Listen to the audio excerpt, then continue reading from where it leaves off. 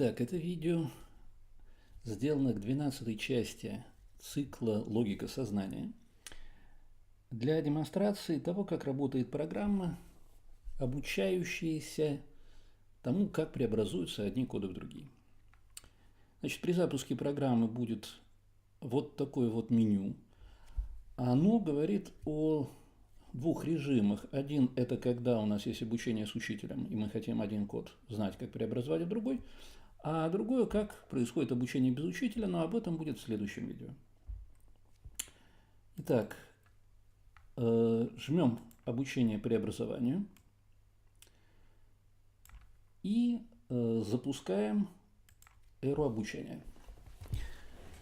Значит, что мы видим теперь на экране? Вот здесь вот бежит тот текст, который мы подаем. Этому тексту соответствует вот такой вот исходный код. Я напомню то, что в статье, то, что наша задача – это научиться преобразовывать один код исходный в некий другой код. А некий другой – это код того же текста, но в другом контексте. Контекст – это некое смещение. Ну, если так немножко назад и подробнее, то каждой букве этого текста соответствует определенный бинарный код. Мы наложением, логическим сложением кодов получаем код некой фразы. Но при этом буква с ее кодом, она определяется не только буквой, а еще и позицией в строке. Поэтому у каждой буквы в своей позиции получается свой код. И вот когда мы сдвигаем строку на, там, скажем, позицию, то мы получаем другой код, вот, собственно, который мы хотим получить. Значит, для того, чтобы получить такой код, мы сделали комбинаторное пространство. Что это за пространство и как оно работает, надо читать в статье. И вот по мере того, как оно обучается, по мере того, как там формируются кластеры рецепторов, мы начинаем видеть, что вот эта вот строка, констрактор, начинает воспроизводить код, который мы хотим получить. Вот пока еще он воспроизводится не полностью, пока видно, что воспроизводится только его часть, строка ниже цветом выделяет синим те позиции, которые не удалось воспроизвести. Красным выделяются позиции, которые воспроизвелись, но воспроизвелись ошибочно.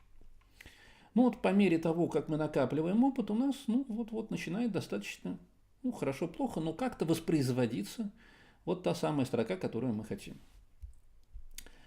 Значит, всего сейчас, вот к этому моменту, это где-то там 600-й шаг, у нас создано порядка там 185 тысяч кластеров.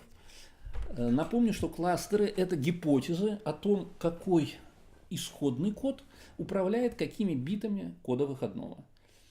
Соответственно, вот в этом комбинаторном пространстве в точках создаются такие кластеры, эти кластеры потом проверяются на их истинность или нет, и в итоге идет процесс консолидации, когда те, которые плохие, ложные, они отбрасываются, остаются хорошие, и вот хорошие и участвуют в процессе формирования вот этого выходного кода.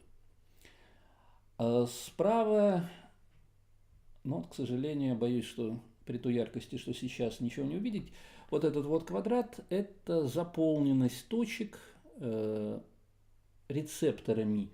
Вот когда обучение дойдет до нескольких тысяч, то в этот момент мы начнем видеть, что там появляются какие-то там серые вещи. Сделано это для того, что потом будет режим сна, в котором новых кластеров образовываться не будет, а будут только старые проверяться на то, насколько они истинны или нет. И вот в этот момент это пространство начнет расчищаться, и мы увидим, как там вот это серое опять уйдет до такого более-менее черного состояния. Вот, собственно, видно, что чем дальше идет обучение, тем точнее воспроизводится код. Вот сейчас уже так более-менее неплохо. Да, еще надо отметить, что точного восстановления кода нам добиваться и не надо, потому что в исходном тексте одна буква кодируется, вот в этом примере, 8 битами. Соответственно, даже если мы воспроизведем из этих 8 там 4-5 бита, этого уже более чем достаточно для того, чтобы нам понять, что за буква присутствует в этом коде. С другой стороны, код достаточно длинный, и если появляются какие-то неправильные биты, они не создают, как правило, какой-то лишней буквы. То есть, опять же, за счет избыточного кодирования, то, что у нас 8 бит на букву, 1, 2, 3 лишних бита погоды не сыграют и не испортят нам никакой выходной информации.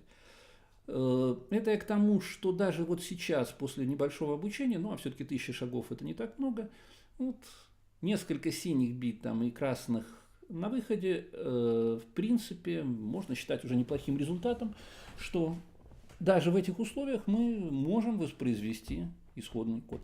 Но, с другой стороны, нет предела для хорошего обучения, то есть по мере того, как мы имеем все больше примеров и можем на этих примерах понять, что за правила управляют переходом одного кода в другой, мы с любой наперед заданной точностью можем отбросить что-то неправильное и наоборот уточнить то, что нам требуется.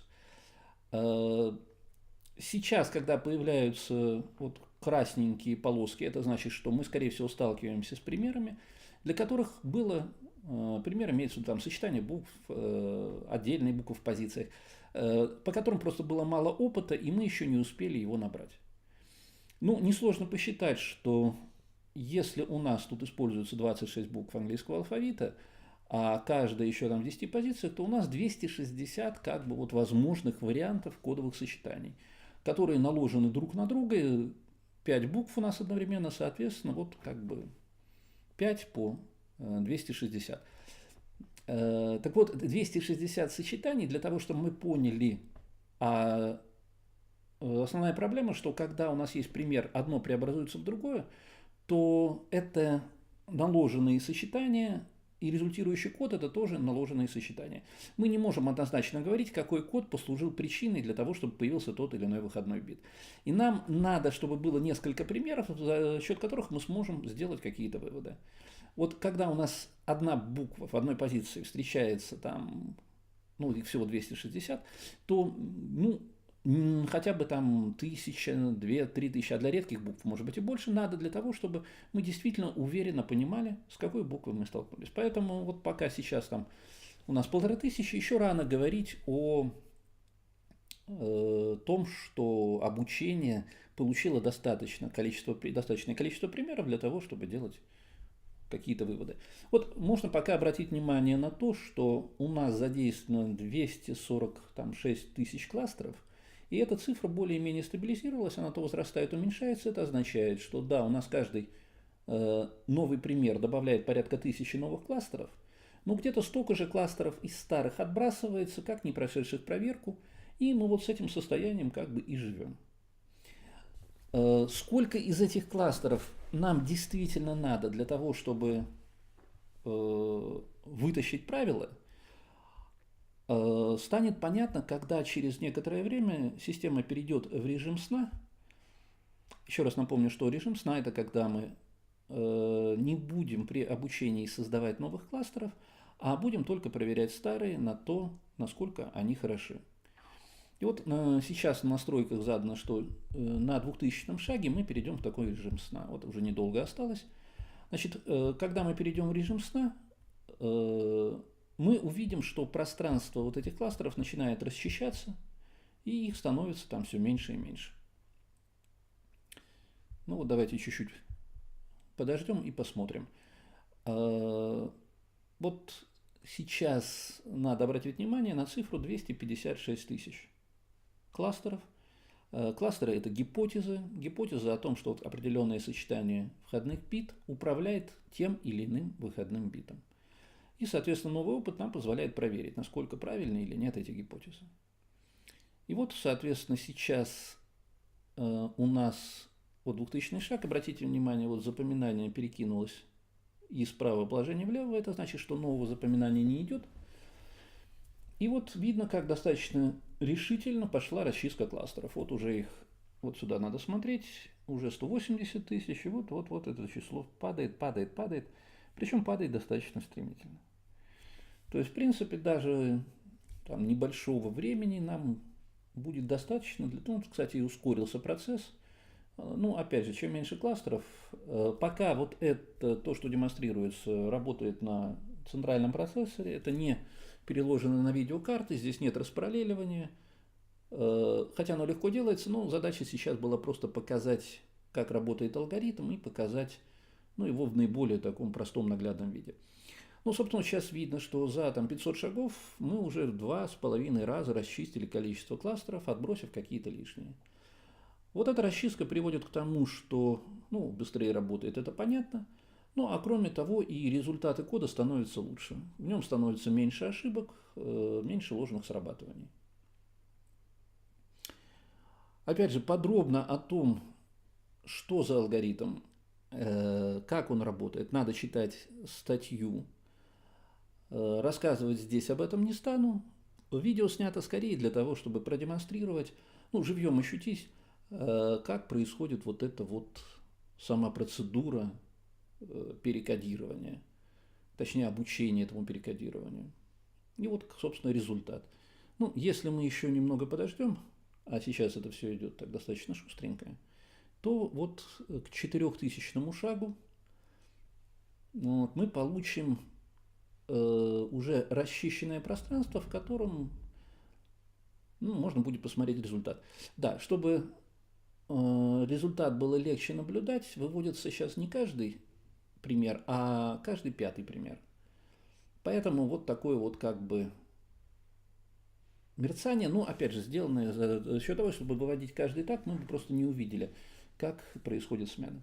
Вот сейчас 4000 тактов, эра закончилась, и мы можем позволить себе уже шаг за шагом посмотреть. Во-первых, вот даже на этом шаге видно, что входной код, точнее тот, который мы хотим получить, и тот, который воспроизводится, достаточно точно соответствуют друг другу. Вот с одним пропуском.